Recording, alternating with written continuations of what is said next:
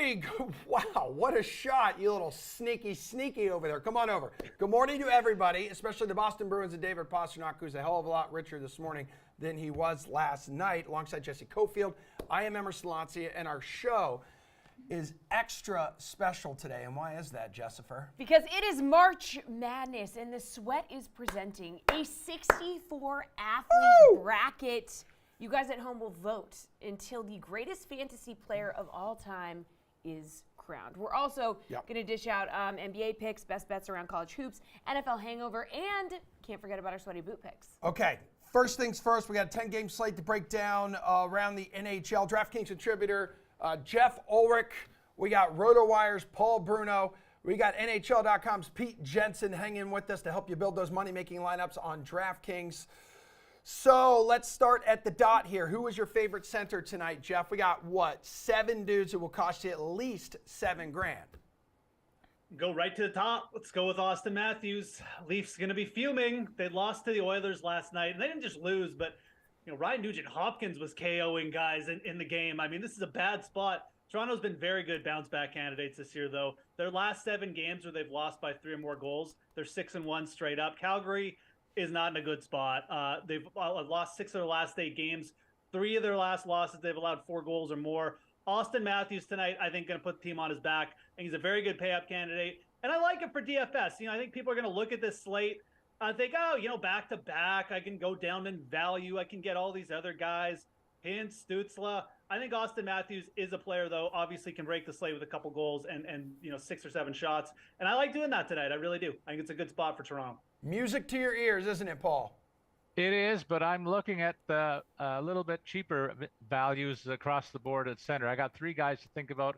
Among the guys over $7,000, Elias Pettersson looks to me like the best play. He's on a scoring streak like I haven't seen since his rookie year, and full value for that at $7,400, even against a Minnesota club that's been leaking some goals against of late, particularly when Fleury starts, and I think he's getting the nod tonight.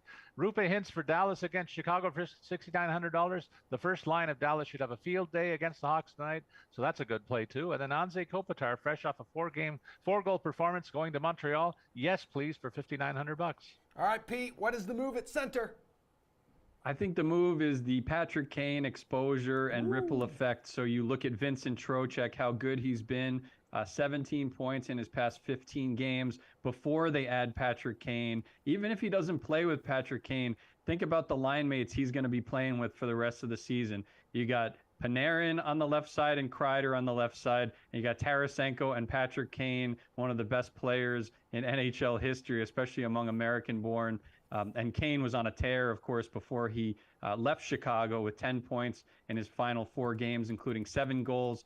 Trocheck is going to see the ripple effect regardless, so I would get him into my lineup for $5,300 against the Ottawa Senators. All right, best winger for your lineups. David Pastrnak just got paid, and he sits atop the salary board. So who's your pick, Pete? So I got a couple of nice options here. I will start with Anthony Duclair for the Florida Panthers. He's been excellent since coming back from the Achilles injury. 9 shots on goal in his first 2 games. You can get him for really cheap, but I wanted to mention him because he's a top-line player for this team. And it sounds like game-time decisions for Alexander Barkov and Sam Bennett. So they could be getting the band back together, and that would mean in either case, if Duclair plays with either of those guys, Bennett or Barkov, an even better line mate than what he's seen so far. And he also does have a goal and an assist in his first 2 games back from the injury. So no rust at all for him, and excited to see if he could get the Panthers back to the playoffs after an underwhelming first half. All right, Paul, which winger are you rolling with?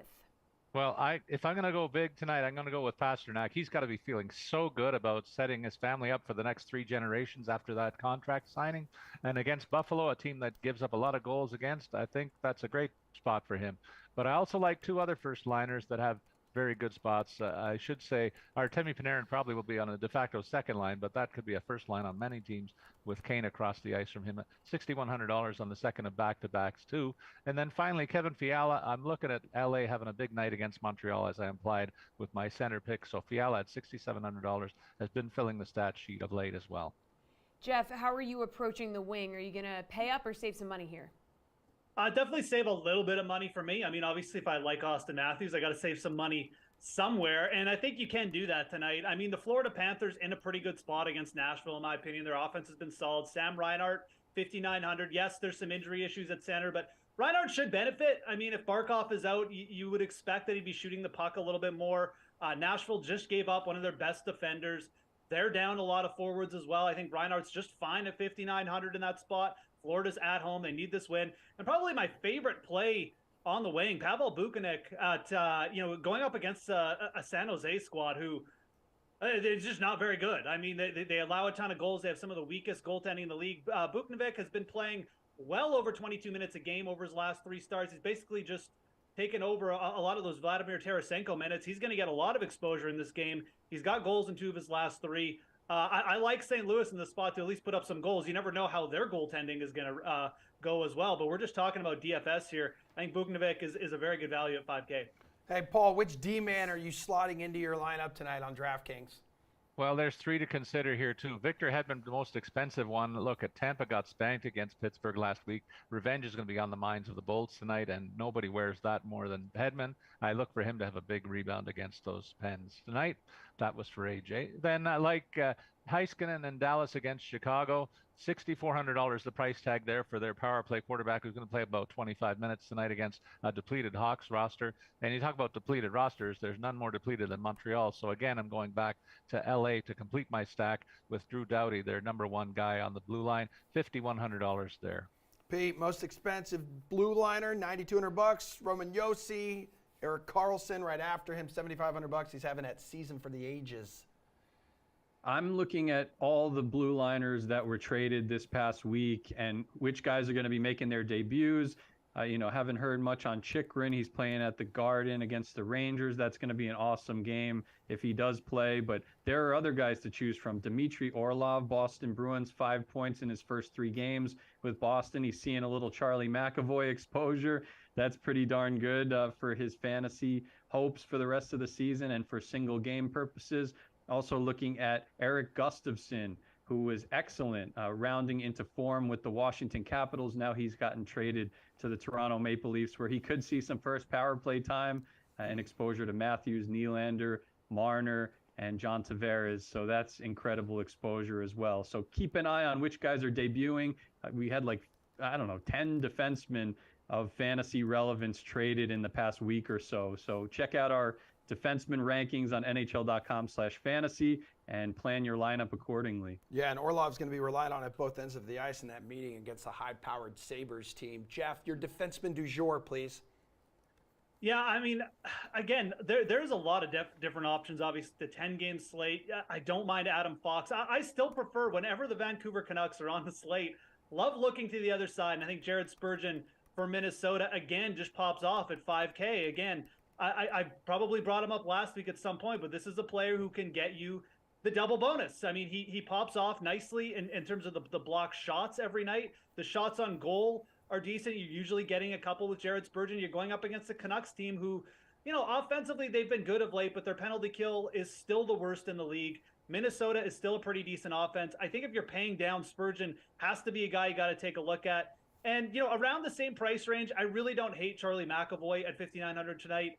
Again, it's all about matchups. I mean, Buffalo, really good offensive team, not so great defensively, not so great in the goal. We could definitely see a shootout here. So McAvoy as well, another player to target under 6K. All right, Paul, what do you think about a value play on tonight's slate? Where are you going to be looking for that? Well, there's a trio of first-line wingers that are right around the 4,000 mark, so that's where I'm focused on the value plays. It might surprise Jeff there that I'm going to pick Dylan Dubé from Calgary. He's been on quite a roll of late, and he gets first-line minutes against a Toronto club that's on the second of back-to-backs. They got spanked pretty good last night, so they may rebound. This could be a high-scoring game, so I'd still have room for Dubé at $3,900.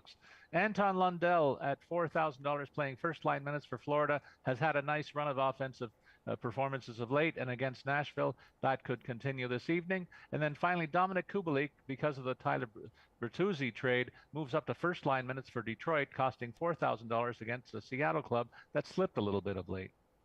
All right, Jeff, where are you going to be looking for your value this evening? Yeah, no, Florida's a really good spot to look for value. As I already mentioned, Bennett's out, Barkov is out, A2 Luostarinen at 4K flat. Again, just like Lundell, I mean, he's going to be getting top 6 minutes. He's been really good of late. I mean, multiple points in 2 of his last 3 games. He's only 4K, so I really like that. I don't hate looking to Detroit as well. Bertuzzi obviously gone. I think Lucas Raymond at 3,700. Look, Seattle, the better offensive team, but certainly weak in net. And I think whenever they're on the slate and you can get a top liner like Raymond at only 3,700, I really do not hate that play as well. So Lustarenet at 4K, center, Raymond 3,700 winger, a couple players I would definitely have on my radar for the slate. All right, Pete, take us home. Need your value play on tonight's slate. Sure. So with those 2 guys out for Florida, like we just found out about, I would still stick with Duclair. He's a great player to slot in as a standalone, like I mentioned earlier. But I would also key in on Jack Quinn, Buffalo Sabres, with Alex Tuck out week to week. He has multi-point games in each of his first 2 games, playing on the top line with Jeff Skinner and Tage Thompson. And then also another sneaky deadline acquisition that's paying dividends. Dallas Stars, Evgeny Dadonov, scored a highlight reel goal on the fast break the other day, had an assist on Wednesday. So that's a guy with rejuvenated fantasy purposes, I think, for the rest of the season in Dallas's top 6.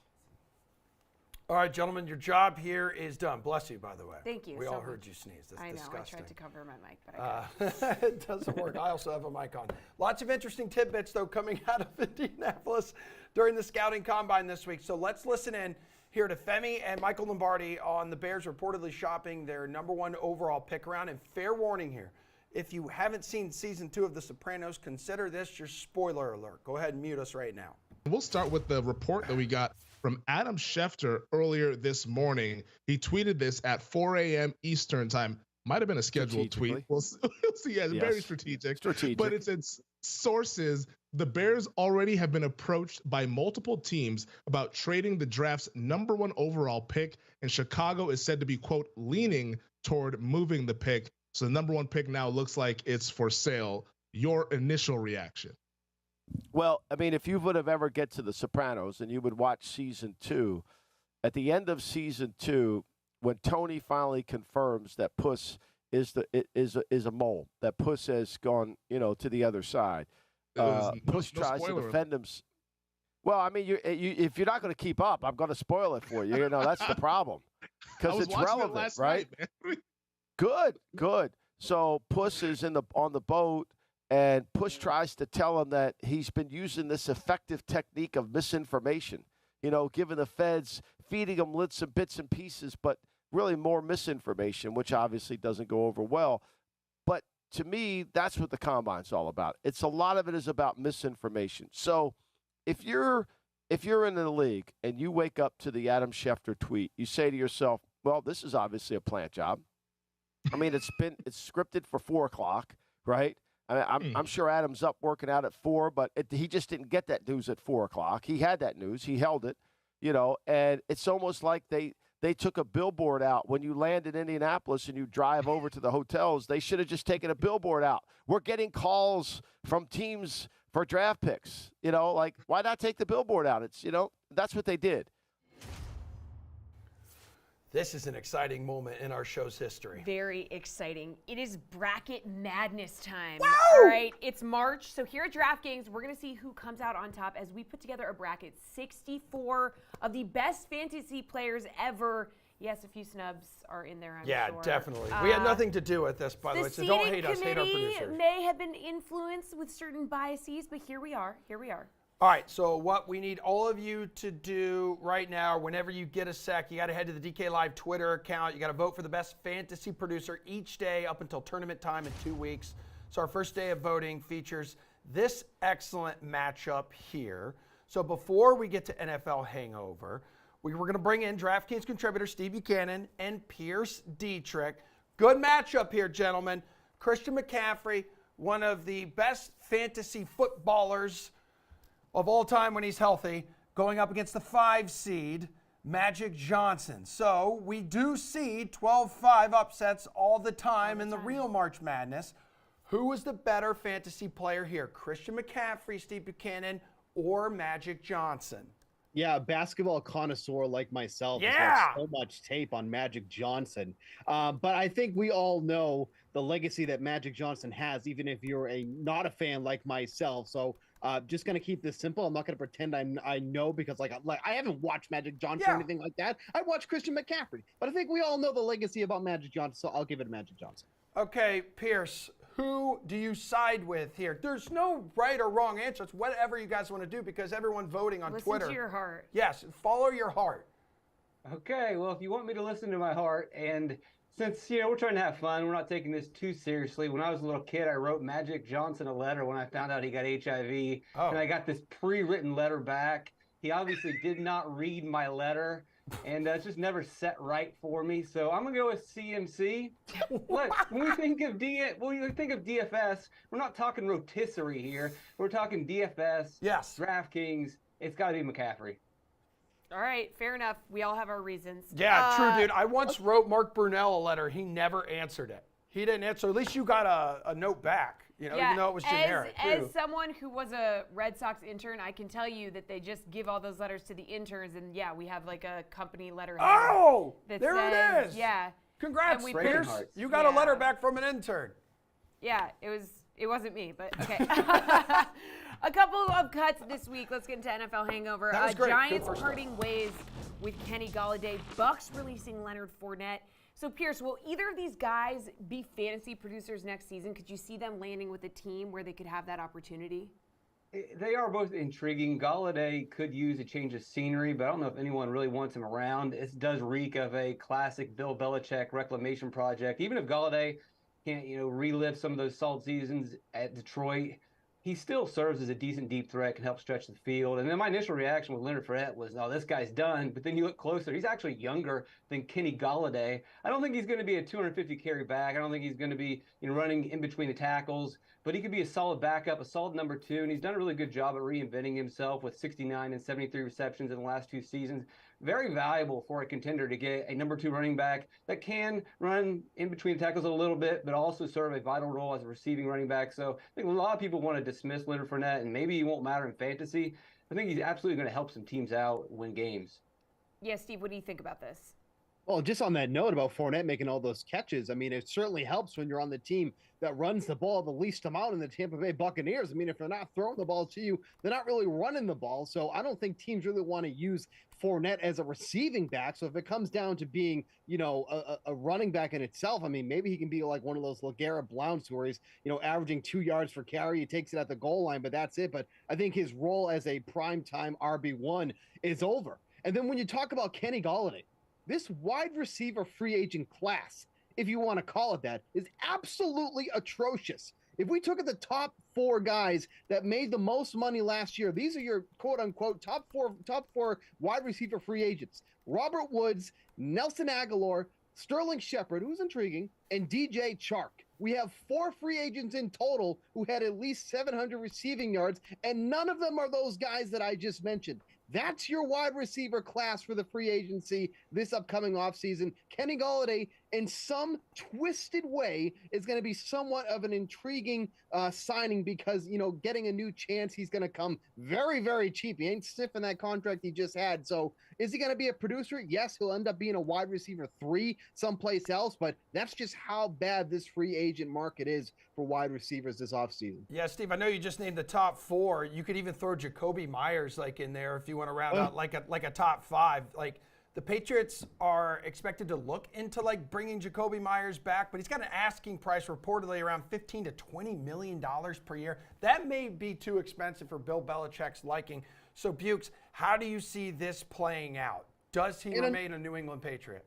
Yeah, in a normal world, that's too expensive for any team. I mean, Myers should be counting his lucky stars that he was a free agent in this market, because he's looking around and he goes, well, where are we going to get the production from? It's going to be me, most likely. The thing with the Patriots, they do have some good upside. I like what I saw from that rookie Tyquan Thornton near the end of the year. He responded really well when he started getting the start near the end of the year. The final 5 games of the season, 12 catches for 130 yards and a touchdown. But if they don't bring Myers back, who's their wide receiver 1? Devontae Parker, maybe. Then it's Kendrick Bourne and Thornton. It's getting pretty ugly. But the real wild card in all of this is the potential trade for DeAndre Hopkins. I know it was on the board for a while on DraftKings Sportsbook. The Patriots had one of the best odds to land him in a trade if that ends up happening, because obviously the Cardinals are looking to move on and free up some salaries cap there. But, Myers being one of the more attractive options, good Lord.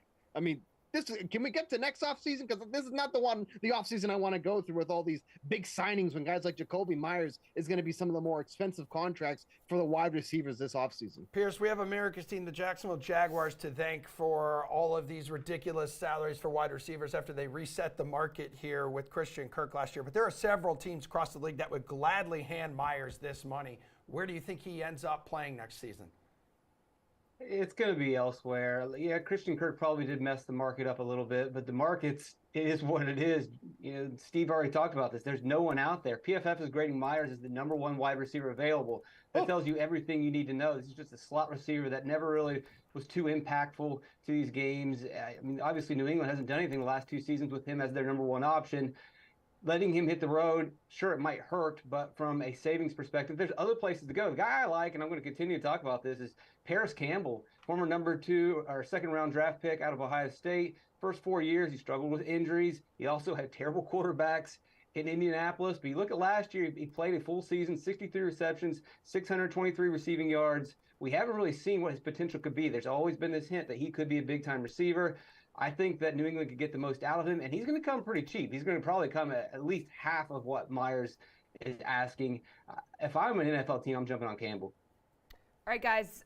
Competition committee has met in Indy. Howie Roseman says the Eagles are playing it by the book with their QB sneak. While it does help Jalen Hurts' fantasy numbers, those who roster Miles Sanders probably don't love it. So their preferred sneak was that rugby style where someone would literally be pushing Jalen Hurts. It was really hard to stop. 29 of their 32 sneaks during the season, they earned first downs using that formula there. So, Steve, allegedly NFL considering some rule changes. What do you think about this? Just because it's successful, does it mean it should be banned? This is ridiculous. Like banning the shift in baseball, dude. Yeah, sorry, we're figure doing it really good. Defend it. I mean, who gives a you-know-what? Yeah. I mean, come on. This is what we're worried about. We can't even figure out what a catch is on a game-to-game basis where we're going to, take away a play that actually is effective. I mean, the quarterback sneak continues to evolve. Back all the way in 2016, we saw this happen 73 times. Probably 72 of them was Tom Brady. This season alone, we saw 291 quarterback sneaks, and it ended up being an 82% success rate for either a first down or a touchdown. Teams are using this. It's effective. It works. Whoever that dork was that was making a big stink about it, Peter King or whatever, I don't care. Is he affiliated with us? Whatever. I mean, just saying oh, it's not a football thing. We shouldn't be doing this. Who cares? At the end of the day, does it really matter? Are teams upset because they don't have guys that can do this? But, the Eagles are using Jalen Hurts for what he's best at, doing things on the ground. This is what he does. If it works, I have no issue with it. Is it annoying for a fantasy perspective because Miles Sanders isn't getting those carries? Sure. Maybe you can make that gripe. But at the end of the day, isn't the whole point to score more points than the opposing team? That's the goal here, right? That's what they're doing, and they're doing it in a way that, oh, boo, you're not throwing it. The people aren't athletic. Then play something else. Watch something else. Watch the XFL or something. Yeah, Pierce. Hey. Actually, Pete Carroll commented on it and said, it's an opportunity for the game to evolve. Why not? Well, evolution's not forced. That's something that happens naturally, and they're wanting to force this change. And it does feel a lot like sour grapes that, okay, well, one team's exploiting it, so we got to change it. When Miami was having a lot of success for a season with the Wildcat, they didn't next season ban the Wildcat. It just teams learned how to defend it, and teams will learn ways to improve in the situation. And I get that it's a little bit of a cheat code. It kind of feels like taking the nose tackle in Tecmo Bowl and just diving in and breaking up plays. But, I think that you just kind of got to wait and see. Maybe if this continues for another year and creates some sort of problems with the broadcast, then maybe you change it. I mean, the NFL had no problem changing defending rules and making it so basically cornerbacks couldn't even touch receivers anymore. So it's not without, beyond the realm of possibilities that they just say, yep, can't do this anymore. Sorry, we're going to flag it. So, it's at the end of the day, whatever makes them more money is going to be the decision that they go with. Yeah, the tush push. Eagles and Jalen Hurts, not the only quarterback news circulating, because we've also got Aaron Rodgers to decide his plans soon here, gentlemen. And Stu Gatz is worried that the Jets are going to screw it up somehow. Listen to this. We don't get a lot of opportunities to do what I'm about to do with Stu Gatz, because with the New York Jets, he has, over 40 goddamn years, really given himself over in investment to a team that always betrays his hope, that always crushes him, that always makes him wonder, why did I ever bother to hope? And the space that Stu Gatz is presently occupying in emotional fandom, this is a tough one. Not a lot of people in our audience are feeling this right now, which is just enough hope to wait around and see how my franchise is going to screw up this good thing. He is spending his time with it. You don't think you're going to get Aaron Rodgers, correct? Even though that's the only team he's been linked to, even though Bob McGinn, the longtime Packers reporter, is saying that the Packers are disgusted with Aaron Rodgers and are going to move on. I don't think the Jets somehow, and again, Dan, you're right, I have 40 years of them proving this to me, somehow they're going to screw this up. I believe they have an opportunity to get Aaron Rodgers, but I think not only are they not going to get Aaron Rodgers because they are the Jets, they won't get Derek Carr. I'm not even certain they'll get Ryan Tannehill. They might get Carson Wentz. I mean, and they'll start him. I mean, that's unbelievable. Dan, I am so what have the Jets done over my 40 years of fandom that would suggest to me or any Jet fan that they're going to get this right? They've done nothing. You think Derek Carr, he's visiting Carolina. You are now Of course he's visiting Carolina. He's waiting for the Jets, and he's only going to wait so long. And the Jets are going to take their time with Aaron Rodgers, and it's going to be too much time, and they're going to end up with neither of those guys. Because by the time Rodgers makes his decision, which is Lord knows when, Derek Carr will have already signed with another football team. And so I'm going to be stuck with a quarterback I don't want. I'm telling you right now. Those are the only two guys I want. Those two or Lamar Jackson. And there's no way they're pulling that one off. All right, main chunk of this segment here on the Sweat is going to be NBA zone coverage with Jeff Pratt and Gary Thorne. However, gentlemen, before we get to that, another intriguing matchup in our Sweat Fantasy Bracket. So everyone, head over to DK Nation Twitter right now. That's at DK Live and vote. I've already voted. It is your right. Please vote. This is important. Russell Westbrook, 4 seed, going up against Randy Johnson. Who's the best fantasy player in this matchup? Westbrook got the monster triple-double machine, at the peak of his career. Randy Johnson, who kills birds and has, 3 18-plus strikeout performances. Who gets the vote for best fantasy player between these two dudes, Gare Bear?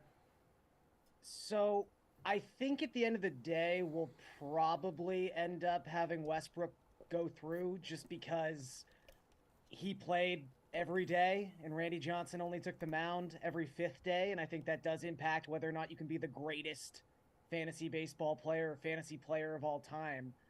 But I really have a beef with whoever put Randy Johnson as a 13 seed. There's a case to be made that Randy Johnson, era corrected, is the greatest fantasy pitcher of all time. From 1997 to 2001, he led baseball in innings pitched, strikeouts, and strikeout rate. He had a 34.5% strikeout rate across that 5-year span of time. Only one other qualified pitcher in baseball was above even 30%. In 2001, when he had over 13 and a half strikeouts per 9 innings, only 3 other qualified pitchers were averaging more than 1 strikeout per inning. Like, Randy Johnson would be maybe the 2nd or 3rd best pitcher by strikeout rate in today's era of baseball. He was twice as good as anyone not named Pedro Martinez back in the late 90s, early 2000s. He would have been priced at $14,500 on his start days had we had DraftKings back then. Again, he's so much better than this ranking, and it sucks he's going up against Westbrook, who, again, will probably win. Well, it just so happens you're on a segment with the man who made him a 13 seed. That's Jeff Pratt, Gare Bear. Jeff Pratt. All right. I would like to say I did not seed these players. I was part of a larger committee, and I was going to say, Gary, and I'll let you in on a little insight into the selection process here. Randy Johnson almost did not make this bracket. Oh. He almost did not make this bracket over another pitcher. He made it over another pitcher very late on. But however, I abstained from the baseball voting discussions. I'm not a huge baseball guy. I follow casually, so don't get mad at me about it. I will say that the people I spoke to also said he should be a higher seed about this bracket. And while I don't know that much about baseball, I understand just how dominant Randy Johnson was in his era. He was, just a monster. And I think that you should get extra bonus points for killing a bird with a pitch. Absolutely. That being said, Russell Westbrook, he averaged 3 straight triple doubles in 3 straight seasons. He averaged 4 over the stretch of 5 years. What he did is unprecedented. There's a chance it never happens again. Although in today's era of inflated stats, I think at some point it will, especially with guys like Luka Doncic before Kyrie Irving seeing usage rates in the high 30% to start the year. So that being said, what Westbrook did during his era, no one had ever seen it. Still to this day, no one has ever seen dominance quite like that from a fantasy perspective. So I think it has to be him.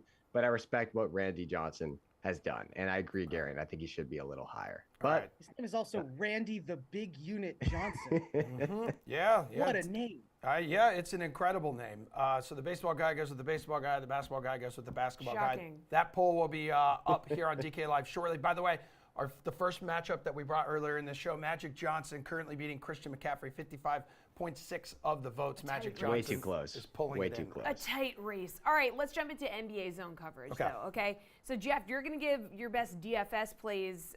Gary, and you're going to give the best sportsbook plays for tonight's 4 games. Jeff, best DFS play for Toronto and Washington. Where are you rolling in this one?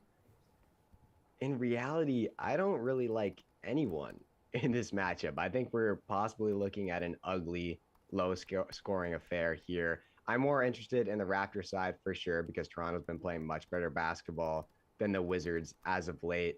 That being said, Washington is surprisingly tough against pretty much everyone defensively from a DFS standpoint. They just don't give up a lot of fantasy points, especially to guards or wings. The one guy who I do like quite a bit is Jakob Poeltl. I'm still a little mad at Gary because his team stole Poeltl at the trade deadline. I wanted him to be a Celtic, but happy he's back with the Raptors back home.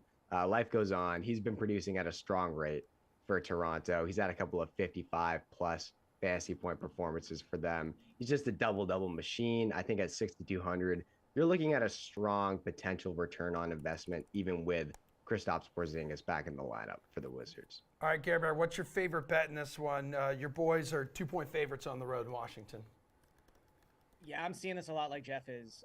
I think this is a really ugly, low-scoring game.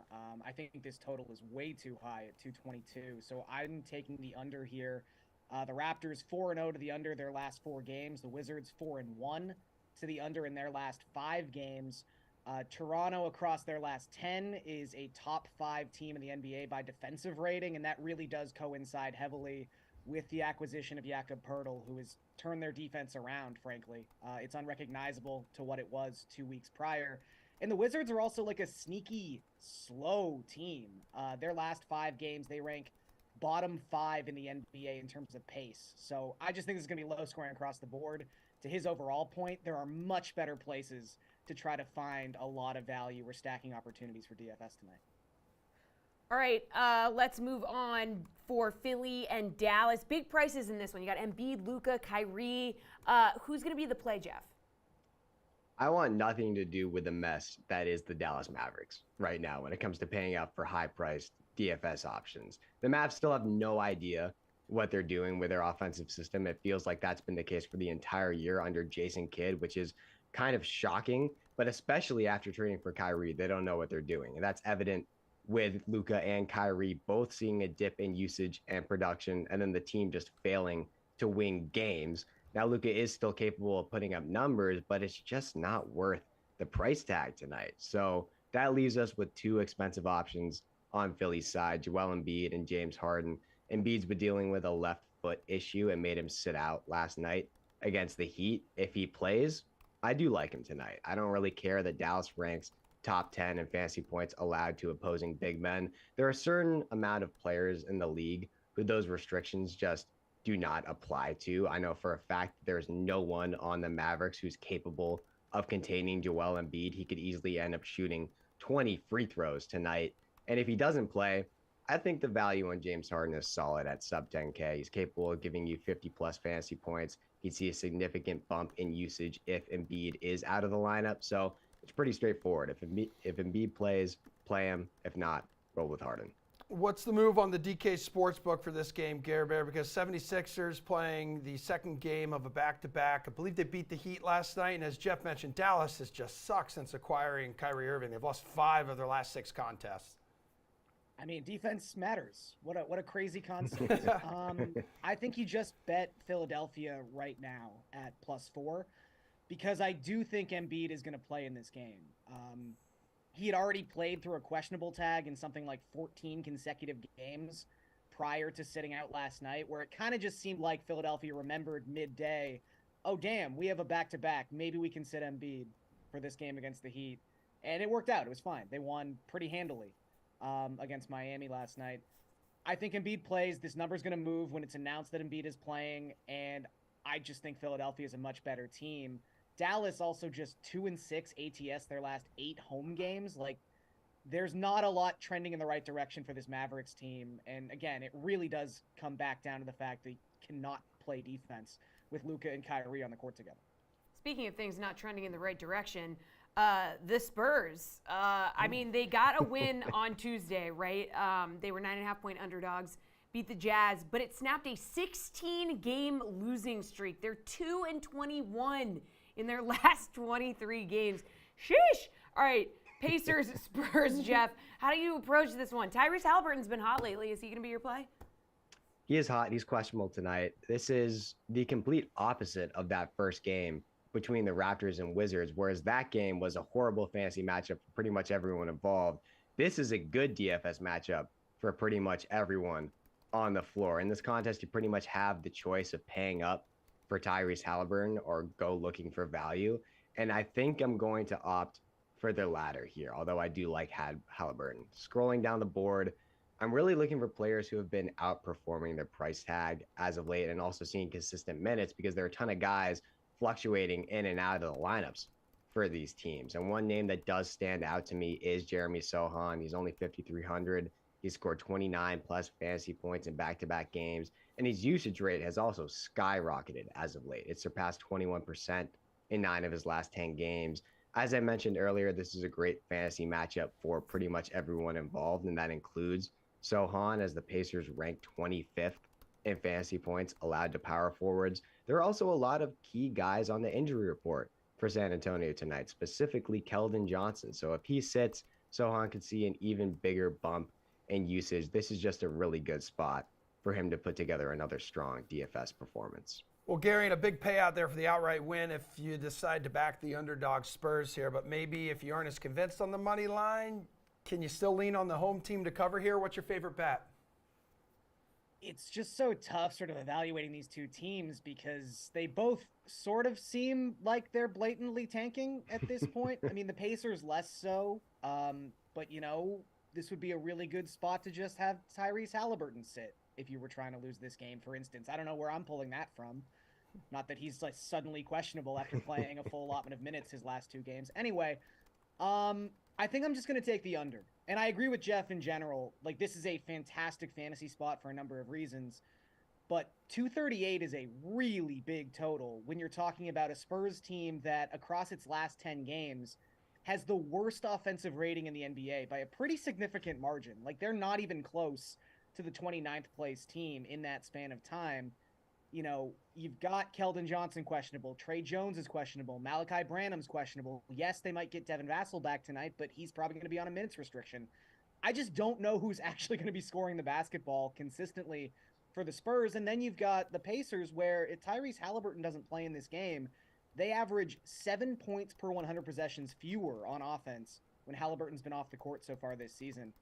This could be a really up-tempo game where there's just a lot of missed shots. I don't think I can trust both of these offenses with these injury woes to get to this number. All right, Clippers and Golden State. Russell Westbrook, 0-3 as a Clipper, just averaging like 41 fantasy points with the Clippers. So, Jeff, are you looking elsewhere here?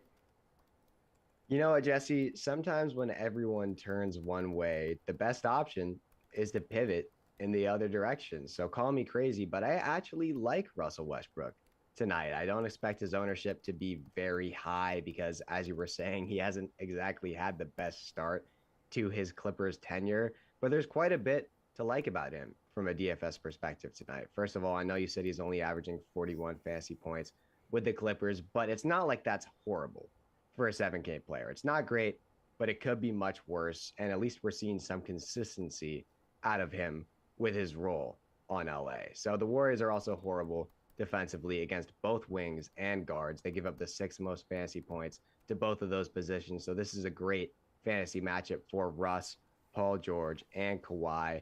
But the thing is, both Kawhi and Paul George aren't producing up to their price tag consistently right now. So I'm going to opt for the cheaper guy and hope that this is his first real big game with the Clippers. Well, Gary, and even with a sparkling home record here, we're talking 27-7, a depleted roster has the Steph Curry-less Warriors as home underdogs against LA. Your best bet is what and why? So I would lean to probably backing the Clippers at -3.5 if you did want to place a bet on the spread, but I think the better bet is to just take the over here. The Clippers defense has looked really bad as of late. I don't think that's all on Russell Westbrook, but he certainly doesn't help.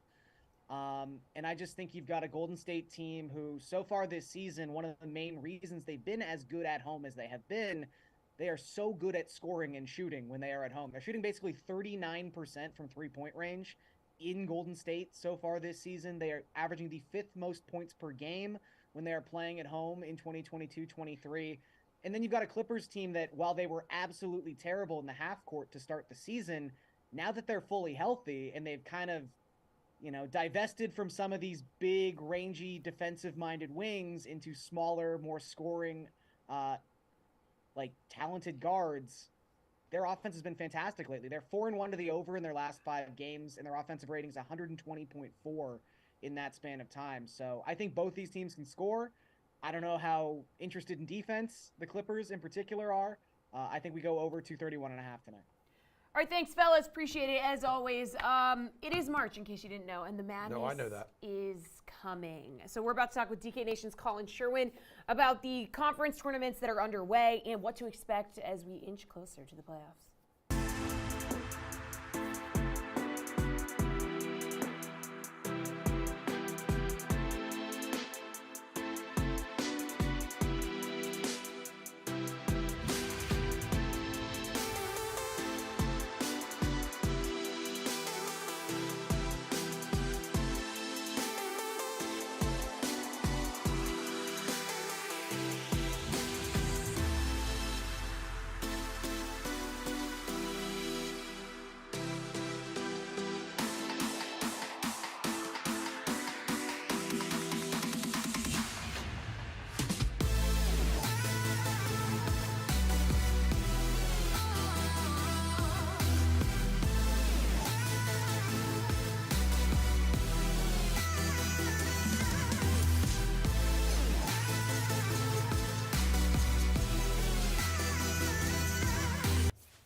Hey, conference tournaments are underway around college basketball. Check out your screen, and I'm telling the truth.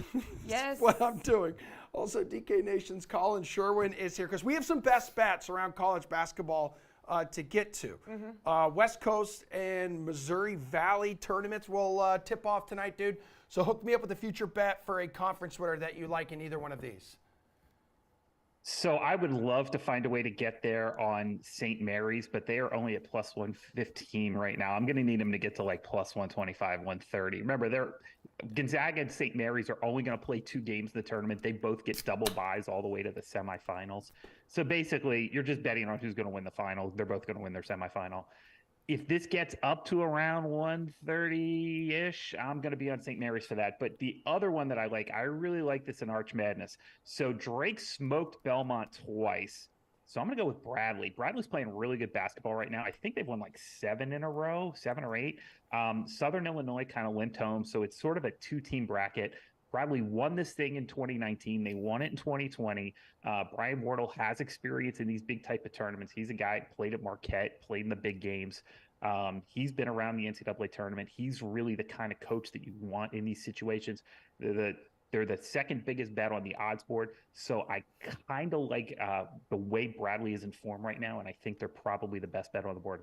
Plus 180, I think, is last I saw. Colin, couple bubble teams going up against top 5 teams tonight. So Arizona State and Wisconsin going up against UCLA and Purdue.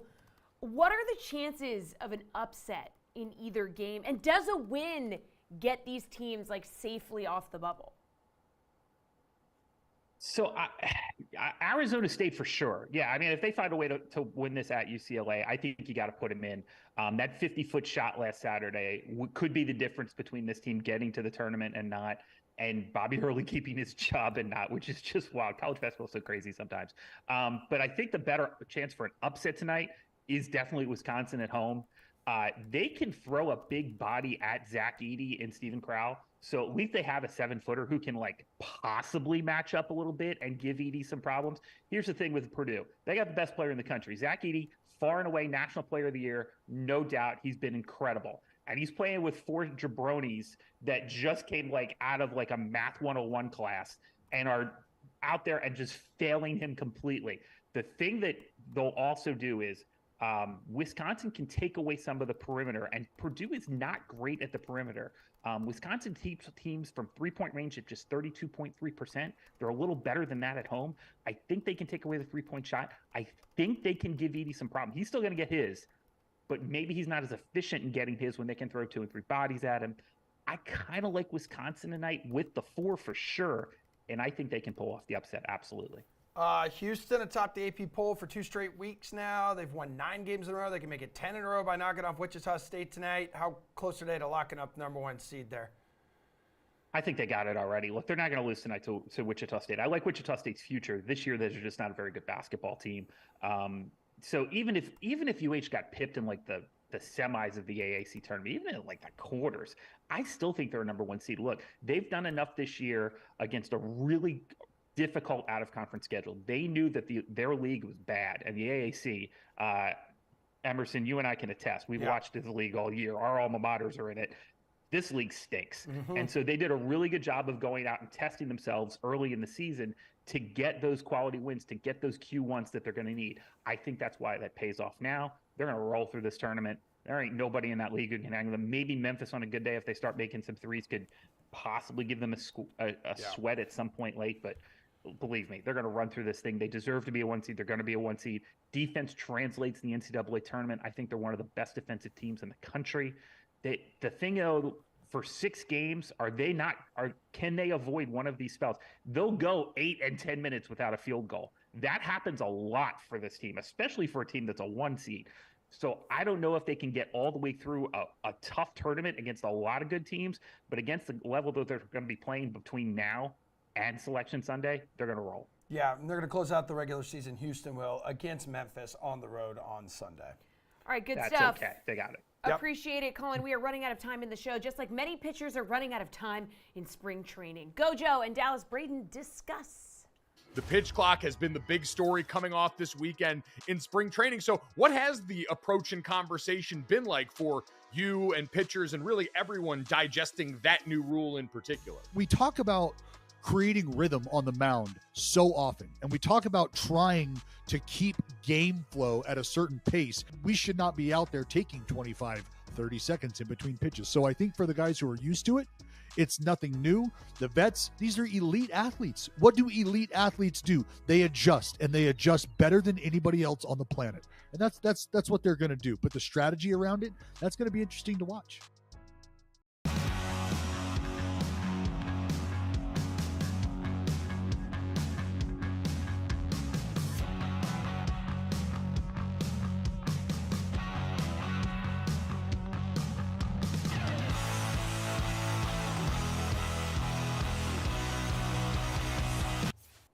All right. Go ahead. No, you do it. Go ahead. No, I'm You not wanted doing to it. do I it. literally It's won't say a fine. single word. No. All All right, DK Nation's Chinmay Vajay, RotoWire's AJ Scholes. What's up, fellas? What's up? Guys, for the record, the Sweat Fantasy Bracket is live, running each weekday throughout the tournament. And yes, DraftKings offers soccer DFS, so we have some footballers in the tournament. Yeah. So, guys, make sure that you go vote. Messi, a 3 seed, getting a very tough draw against Kevin Durant. Chinmay, is Messi a better fantasy player than Durant? You know, there's a famous saying in sports, the best ability is availability. And over the last 2 seasons, for sure, Kevin Durant has just not been as available as Lionel Messi. And when you look at all the accomplishments that both players have had, there's really no question that the better fantasy player and the better athlete overall is the Argentina superstar. If you look at his accomplishments over the last few years, Copa America, World Cup title just now, there's no argument here. I know we like to play the 3-14 upset. I know it's a fun experiment every time, the bracket rolls out in March, but this is an easy one. Lionel Messi all day. AJ, easy for you too? Absolutely. I think, the Bucks' own Giannis said it best when he said, you keep joining these super teams to win an NBA title. How about we work out together sometimes so I can teach you how to carry your own team? And that's something Lionel Messi has done at multiple levels and is capable of doing so. I think this is an easy one. I'm with Chinmay on this all day. Lionel Messi, clearly the better fantasy player. I don't know. Clearly. I don't know about clearly. Clearly. But, I'm with you guys. I'm voting for Kevin Durant. Anywho, EPL match day 26. Chinmay, Liverpool, Man U, match of the week. What's a bet in this one, homie? I do think Manchester United at plus 180 on the money line, now up to plus 185, I think. This team has been flying. They're just coming off that EFL Cup win and an FA Cup win most recently. So I think, Manchester United being the underdog here is the play. Liverpool have not been great this season, out of touch. And, they got a Champions League match coming up as well. So I think they might be really focused on that too. I think Man United has this one really easy, might even take them on the goal line. This could be a really tough game for Liverpool. I like Manchester United to get the job done here. AJ, what's the move on the DK Sportsbook for this? I'm not as confident on an outcome here as Chinmay, although I love to hear everything I can about Liverpool potentially losing a match. But for me, I think I'm going to back away from taking a result in this one and look at the goal scorer props. For Man U, Marcus Rashford has scored in 10 of his last 12 Premier League or Europa League contests. So getting positive value on him to score at plus 130 makes a lot of sense to me. I also like the total corners in this one. It's sitting at 9.5. The over comes in at minus 150. I know that's not a ton of value, but Liverpool themselves had 8 corners in the matchup between these previous two sides. I think we'll see plenty more in this one. The over should easily hit. I would be happy if that line moved a little bit to get some better value here, perhaps to 10.5 or even 11.5. I think you still take the over on this one. All right, Chinmay, which favored teams at the top of the table do you think are maybe a little, they're in danger? You know the meme, like, I'm in danger. Help me. Who's in danger of an upset Ralph Wiggums. here? Yeah. Well, I think Manchester City definitely has the tougher matchup with Newcastle. Newcastle's defense has been really good this season. The problem for Newcastle has been scoring goals. They just haven't scored a lot of goals. And I know they got 3 last time against City. So that could be, you're looking at form. There was a draw last time. Newcastle double chance is sitting at plus 175. That's a big number there. But you look at the matchup last time, it was a 3-3 draw. I think that could have some value. I don't think Arsenal will have any problems with Bournemouth. It could be a closer game than many people think, but I think Arsenal do get the job done. Arsenal over 2.5 goals is sitting at plus 100. I think that's the play there for the most value. The goal line is just a little bit too risky for me, but I don't see either favorite really having problems. I still think both of them get points for sure. Man City would be the one to possibly come away with a draw or a sneaky loss if I had to pick one of those teams. Could you pick someone to have a sneaky loss, AJ?